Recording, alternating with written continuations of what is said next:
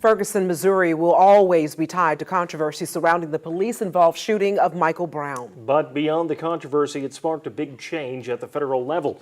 Less than a year later, the FBI announced plans to launch a federal database tracking use of force cases by police officers, and that just went public this year. Wright Gazaway spoke with people in the law enforcement community about it, and Wright, what are they saying? Mike, they're hopeful it works because they believe it could improve training and stop false allegations. Some people, though, have concerns about whether the FBI will be able to successfully collect the data. On the ground! On the ground! Lay on the ground! The shootings happened in a matter of moments. They're a stark reminder of the life and death decisions law enforcement officers make every day across this country. Average size file. Investigations into them, in Georgia at least, last much longer, often months. Since 2016, the Georgia Bureau of Investigations has investigated every officer-involved shooting in Georgia. It comes out to about 90 shootings a year. And what we bring to the table is we come in and most of these officers we don't even know.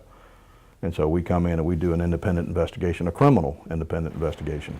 I think it should be a model. It may not be the only model, but the way we do it's a proven method. What the GBI does, though, is far from normal. Special Agent Durden tells me most states don't have an independent agency investigating every officer-involved shooting. The agency keeps data on use of force cases as well.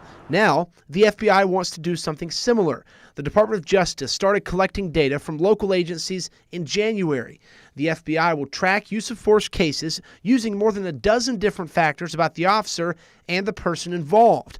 The hope is that this hard data allows the law enforcement community to bridge the gap between the people they serve and police. There are more than 18,000 state and local law enforcement agencies across the country, and it's very difficult to systematically collect any type of data.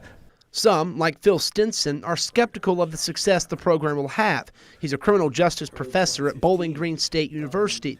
He's been tracking law enforcement misconduct for more than a decade. He's also worked with the Justice Department on data collection.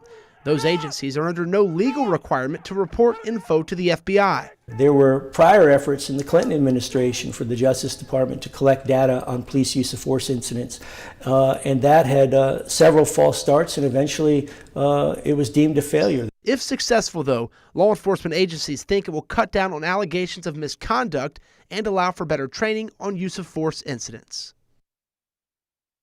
Two major law enforcement associations tell me they will encourage their members to report. The International Sheriff's Association and the International Association of Chiefs of Police say that data will lead to better training, transparency, and planning.